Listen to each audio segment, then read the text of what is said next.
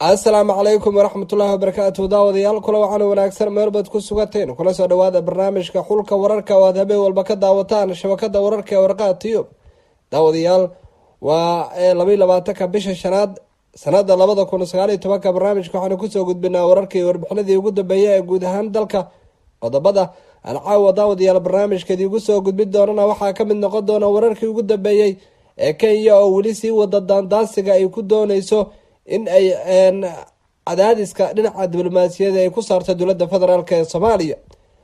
waxay warbaahinta gudaha wadanka Kenya ay timinaysaa in Kenya ay si toos ah xiriir ula yeelan doonto maamul goboleedyada Soomaaliya ka jira. barnaamijka ayaan idinku soo gudbin doonaa.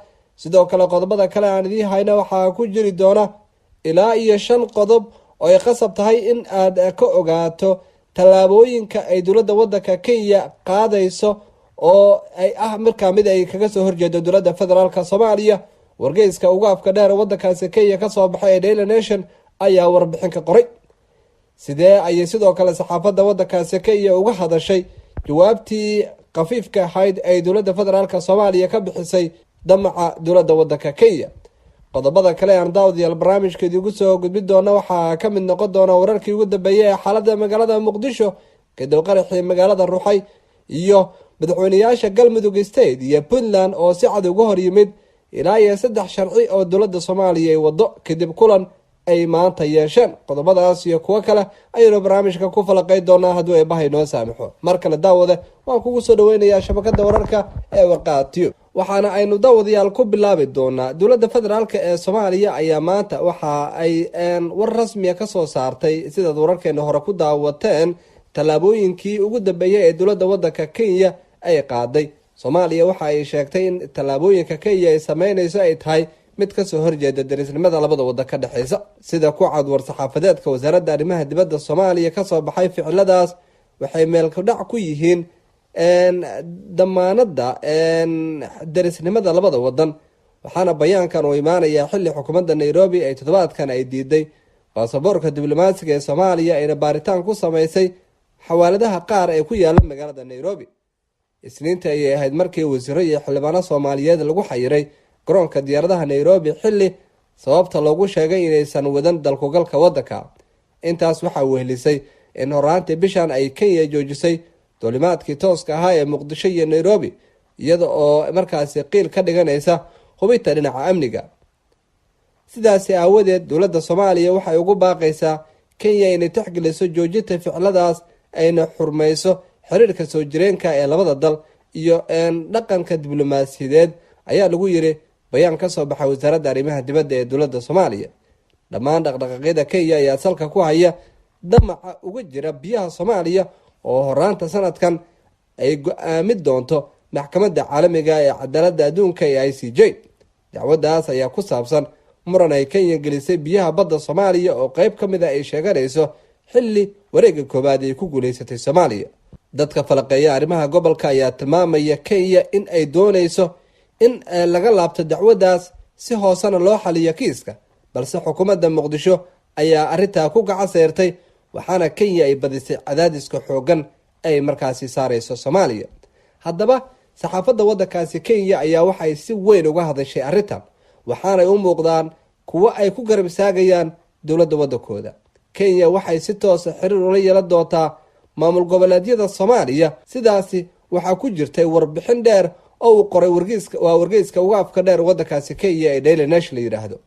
warbaahinta Kenya waxay aad uga markaas wax uga qoraysaa xiisadda diblomaasiyadeed ee labada wadan. wargeyskan Daily Nation ee Nairobi ka soo baxa ayaa ciwaan far waaweyn waxa uu ku yiri dowladda Kenya muruqeeda ayay ku tijaabinaysaa Soomaaliya.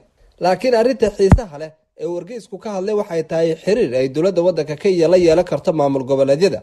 wargeyska oo ka hadlaya dhacdooyinkii ugu dambeeyay ee dhacay sida mas-uuliyiintii Soomaalida ahaa ee garoonka Jomo Kenyatta laga celiyay ayaa qoray in uu helay xog la xiriirta in dowladda Kenya ay go'aansatay in xiriir toos ah la yeelato maamulada ka jira Soomaaliya iyada oo hareer maraysa dowladda federaalk ee Soomaaliya. saansaanta arrintaas ayaa durba muuqata iyadoo ay Nairobi ku sugan yihiin wafdi ballaaran oo ka socda jamhuuriyadda iskeeda isku magacawday ee Somaliland, kuwaas oo xubno ka mid ah ay sheegeen in ay markaasi aad u wanaagsan tahay rajada ah in Nairobi ay u aqoonsato Somaliland dal buuxa. Somaliland ayaa bilo ka hor magaalada Nairobi ka furtay xafiis diblomaasiyadeed, iyada oo Kenya ay sheegtay in wakiil ay u dirsan doonto magaalada Hargeysa. laakiin arrinta ay dadka Soomaaliyeed isha ku wada hayaan ayaa ah in haddii xiisadda Soomaaliya iyo Kenya ay sii xumaato in ay qasab tahay in Soomaaliya ay qaadato go-aan ka dhana ciidamada Kenya ee ku sugan Soomaaliya.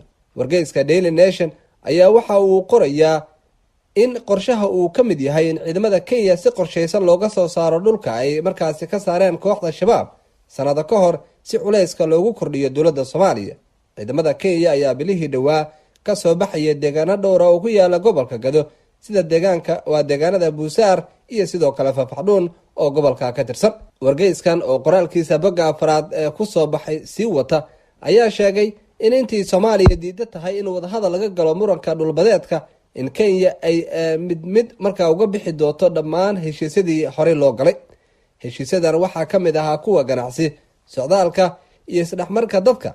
weliba heshiiska ku saabsan arrimaha qaxootiga ayaa ka mid ah kuwa miiska saaran ay dowladda Kenya ka bixayso. sidoo kale wargeyska Daily Nation ee qoray warbixintan ayaa sidoo kale waxa uu tilmaamay tallaabooyin kale oo dhowr ah oo ay dowladda Kenya cadaadis xoogan ku saari doonto xukuumadda Muqdisho, waxaana ka mid ah joojinta mudnaanta gaarka ay siin jirtay mas'uuliyiinta Soomaaliya sida fiisaha loogu dhufan jiray baasaboorka marka ay ka soo degaan garoonka diyaaradaha Jomo Kenyatta. waxaa kaloo ku jira bilaabista tallaabooyin iyo xanibaado adag oo la saarayo diyaaradaha ka yimaada Soomaaliya sida in ay soo maraan magaalada Wajeer. lama caamilka iyo soo dhaweynta dowladaha federaalka ee qaraabka uu kala dhexeeya dowladda Soomaaliya ayaa ka mid ah qodobada ay dowladda waddanka Kenya hiigsanayso. dhammaan isku dayadaas dowladda Kenya waxa ay ku doonaysaa in ay si rasmi ah dowladda Soomaaliya ugu qasabto in ay ka baxdo dacwadda markaasi arrinta badda ee lagu ama maxkamadda qaramada midoobay taala. si kastaba war-saxaafadeedka qafiifka ee ka soo baxay dowladda Soomaaliya ayaa shacabka Soomaaliyeed waxay u arkaan mid aan ku fillayn in dowladda waddanka Kenya loogu jawaabo, ayagoo ka dalbanaya madaxda Soomaaliya gaar ahaan madaxweynaha ama ra'iisul wasaaraha inay si toos ah saxaafadda u hor yimaadaan oo ay shacab uga qaadaan go-aankooda kama dambaysta ee ku aadan ficilada dowladda waddankaasi Kenya ay sameynayso. haddaba daawadayaal wararka iyo warbixinada kusoo kordha ee dhacdooyinka la xiriira xiisadda diblomaasiyadeed ee sii xumaanaysa ee Soomaaliya iyo waddankaasi Kenya, barnaamijyadeena iyo wararkeena dambe ayaan idigu soo gudbi doonaa insha Allah. haddii ayna daawadayaal barnaamijka qaybaha kale aynu kusii soconno, falalka ammaan xumo ee magaalada Muqdisho weli waa kuwa taagan. qarax xoogan ayaa maanta galaaftay nolosha dad fara badan. ku dhawaad 20 qof oo ay ku jiraan sarkaalad iyo saygeeda oo ka wada tirsanaa ciidamada Soomaaliya ayaa la xaqiijiyay inay ku dhinteen qaraxii maanta ka dhacay Muqdisho.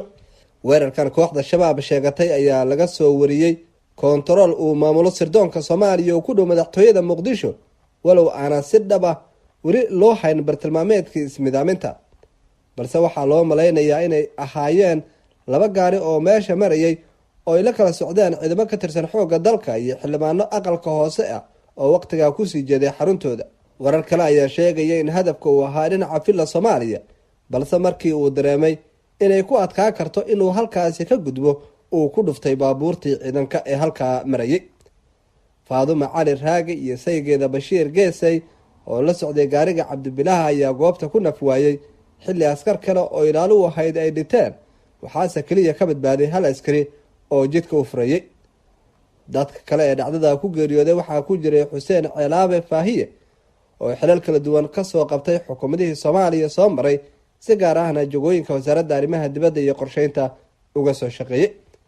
mudane lagu magacaabo Cabdikariin Aw Cali Shabeel ayaa dhaawac fudud uu soo gaaray xilli 2 kale oo saaxiibadii ay si dirqi ah uga badbaadeen weerarka oo ay markaa lugahooda uga baxsadeen. Maxamed Cabdi Xayir Maareeye, wasiirka wasaaradda warfaafinta Soomaaliya, ayaa cambaariyay weerarka, waxaana uu ku tilmaamay mid fool xumo. bismillaahi raxmaani raxiim.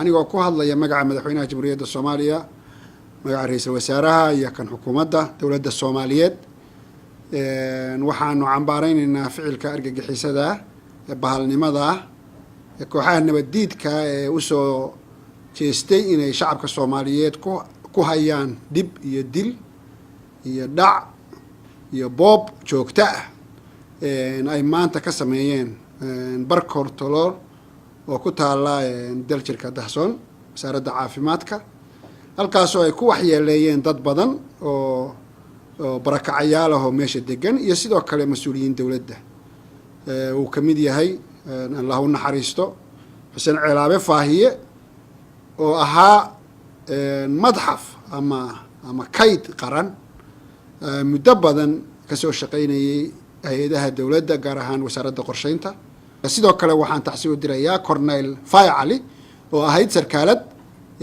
ka tirsan ciidamada xoogga dalka Soomaaliyeed oo howlkar ah iyada iyo ninkeedii oo la socday ay ku dhinteen waxaan u diraynaa tacsi iyada iyo qoyskii iyo caruurtii ay ka tageen dowladda ayaa daryeeli doonta insha allahu tacaala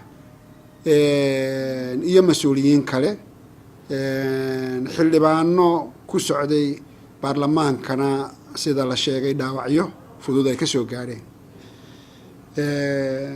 waxaanu tacsi u diraynaa intii ku waxyeelowday shacab iyo mas-uuliyiin intaba waxaanu leenahay ilaahay intii ku dhimatay jannadii firdowsa Allah ka waraabiyo gacanka xaq daran baa dishay maalin Ramadaana iyagoo sooman sidoo kalena inta ku dhaawacantay ilaahay ha u dhaayo boogahooda oo ilaahay u fududeeyo waa hagaag daawadayaal ugu dambeyntiina Puntland iyo Galmudug ayaa ka soo horjeestay sharciga shidaalka ee toddobaadkan uu meel mariyay golaha shacabka ee baarlamaanka Soomaaliya sida ku cad warmurtiyeed ka soo baxay shir gaalkacyo ay ku yeesheen madaxweynayaasha Galmudug Axmed Ducaale Geelle Xaaf iyo madaxweynaha Puntland Siciid Cabdulaahi Dani waxay sidoo kale maamulada qaadaceen xeerarka doorashooyinka iyo canshuuraha xeerarkan ayaa ka mid ahaa qodobadii keenay in lagu kala dhaqaaqo shirkii madaxda maamulada iyo dowladda ee ka dhacay magaalada Garowe kaasoo xukuumadda loogu eedeeyay inay diiday joojinta hindi sharciyeedkaasi dhinaca kale labada maamul ayaa ku dhawaaqay iskaashi dhinaca amniga